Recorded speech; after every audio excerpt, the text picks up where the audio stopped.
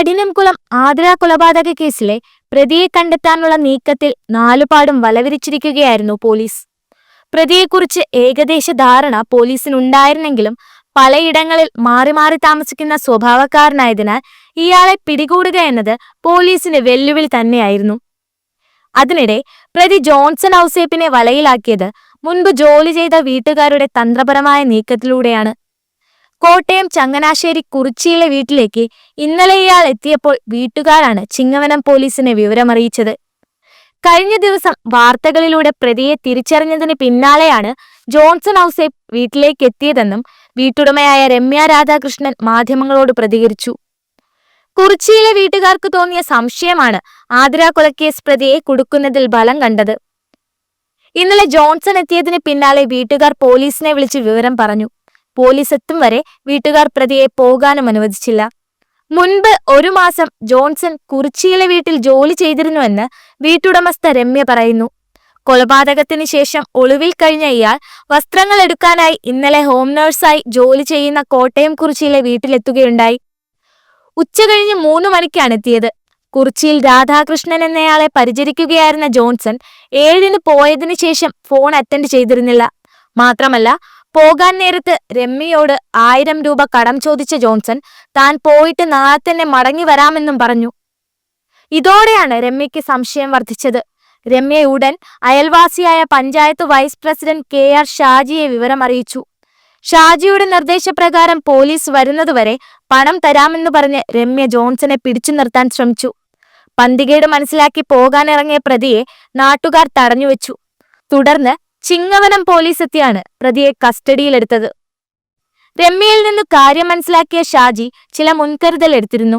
നാട്ടുകാരെയെല്ലാം സംശയം അറിയിച്ചു. അങ്ങനെയാണ് അവർ ആ വീട് വളഞ്ഞത്. അവർ പ്രതീക്ഷിച്ചതുപോലെ ഒരു ഘട്ടത്തിൽ രക്ഷപ്പെടാനും ജോൺസൺ ശ്രമിച്ചു. പെരുന്നനയിലെ ഏജൻസി വഴിയാണ് ഇയാൾ കുറിച്ചിയിൽ ഹോം നഴ്സായി ജോലിയിൽ പ്രവേശിച്ചത്. ചിങ്ങവനം പോലീസ് കസ്റ്റഡിയിലെടുത്ത പ്രതിയെ കഠിനംകുളത്ത് നിന്നുള്ള അന്വേഷണ സംഘത്തിന് കൈമാറിയിട്ടുണ്ട്. വിഷം കഴിച്ചുവെന്ന് പോലീസ് പിടിച്ചപ്പോഴാണ് ജോൺസൺ പറയുന്നത്. ഇതോടെയാണ് ആശുപത്രിയിലേക്ക് കൊണ്ടുപോയത്.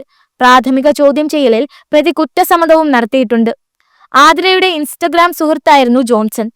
വെഞ്ഞാറുമൂട് ആലിയോട് പ്ലാവിള വീട്ടിൽ ആതിരയെ ചൊവ്വാഴ്ച രാവിലെ 11:30-യോടെയാണ് കഴുത്തിൽ കുത്തേറ്റ് മരിച്ച നിലയിൽ കണ്ടെത്തിയത്. കഠിനംകുളം പാടിക്കവിളകം ക്ഷേത്രത്തിലെ പൂജാരി രാജീവിന്റെ ഭാര്യയാണ് ആതിര. ക്ഷേത്രത്തിന്റെ അടുത്തുള്ള ട്രസ്റ്റിന്റെ വീട്ടിലാണ് ഇവർ താമസിക്കുന്നത്. രാവിലെ 5:30-യോടെ അമ്പലത്തിൽ പൂജയ്ക്ക് പോയ ഭർത്താവ് മടങ്ങിയെത്തിയപ്പോഴാണ് ആതിരയെ കുത്തേറ്റ് മരിച്ച നിലയിൽ കണ്ടെത്തിയത്. കൊലയ്ക്ക് ശേഷം യുവതിയുടെ സ്കൂട്ടറിലാണ് ജോൺസൺ രക്ഷപ്പെട്ടത്. ജോൺസൺ കഴിഞ്ഞ 1 വർഷമായി ആതിരയുമായി പ്രണയത്തിലായിരുന്നു. റീൽസുകൾ പങ്കുവെച്ചുകൊണ്ടാണ് സൗഹൃദം തുടങ്ങിയത്. ആതിരയും ജോൺസണും തമ്മിൽ സാമ്പത്തിക ഇടപാടുമുണ്ടായിരുന്നു. ആതിരയുമായി അടുപ്പത്തിലായെന്നും കുറച്ചു ദിവസമായി അകന്നു പോകുന്നതായി തോന്നിയതിനാൽ കത്തി ഉപയോഗിച്ച് കൊലപ്പെടുത്തിയെന്നുമാണ് പ്രതി പോലീസിനോട് പറഞ്ഞത്. സാമ്പത്തിക ഇടപാടാണ് കൊലയ്ക്ക് പിന്നിലെന്നാണ് അന്വേഷണ സംഘത്തിന്റെ പ്രാഥമിക വിലയിരുത്തൽ. ജോൺസന് ആതിര 1 ലക്ഷം രൂപയോളം നൽകിയിരുന്നതായും അന്വേഷണ സംഘം കണ്ടെത്തി. കൊലപാതകം നടക്കുന്നതിന് 3 ദിവസം മുൻപും ജോൺസൺ ആതിരയിൽ നിന്ന് പണം വാങ്ങി. യുവതിയുടെ സ്വകാര്യ ചിത്രങ്ങൾ കാട്ടി ഭീഷണിപ്പെടുത്തിയും ജോൺസൺ പണം കൈപ്പറ്റിയതായും സൂചനയുണ്ട്. ആതിരയെ കൂടെ ചെല്ലാനും ഇയാൾ നിർബന്ധിച്ചു. ആതിര അത് നിഷേധിച്ചു. ഇക്കാരണങ്ങളാണ് കൊലയ്ക്ക് കാരണമായതെന്നും പോലീസ് കരുതുന്നു. ജോൺസൺ കോട്ടയം മെഡിക്കൽ കോളേജ് ആശുപത്രിയിൽ ചികിത്സയിൽ തുടരുകയാണ്. ഇന്നലെ നടത്തിയ പരിശോധനയിൽ ഇയാളുടെ ഉള്ളിൽ വിഷാംശമുണ്ടെന്ന് കണ്ടെത്തിയിരുന്നു. എന്നാൽ ആരോഗ്യനില തൃപ്തികരമാണ്. 2 ദിവസമെങ്കിലും ആശുപത്രിയിൽ ചികിത്സയിൽ കഴിയേണ്ടി വരുമെന്നാണ് ഡോക്ടർമാരുടെ നിർദ്ദേശം. അതിനുശേഷമായിരിക്കും പ്രതിയെ അറസ്റ്റ് ചെയ്ത് തിരുവനന്തപുരത്തേക്ക് കൊണ്ടുപോകുക. നിലവിൽ ആശുപത്രിയിലുള്ള പ്രതി പൂർണ്ണമായും പോലീസ് നിരീക്ഷണത്തിലാണ്. കൊല ചെയ്ത ദിവസം പെരുമാതുറയിലെ ഒരു ലോഡ്ജിൽ ഇയാൾ താമസിച്ചിരുന്നതായും കണ്ടെത്തി. ആതിരയെ കാണാനായി എത്തുമ്പോൾ ഇതേ ലോഡ്ജിൽ താമസിക്കാറുണ്ടെന്നും സ്ഥിരീകരിച്ചതോടെ പ്രതി ജോൺസൺ തന്നെയാണെന്ന് ഉറപ്പിച്ചു. ജോൺസണും റീൽസുകൾ സ്ഥിരമായി പോസ്റ്റ് ചെയ്യാറുണ്ടായിരുന്നു. അടുത്ത ബന്ധത്തിലായ ശേഷം എല്ലാ മാസവും ജോൺസൺ ആതിരയെ കാണാൻ കഠിനംകുളത്തെത്തിയിരുന്നു.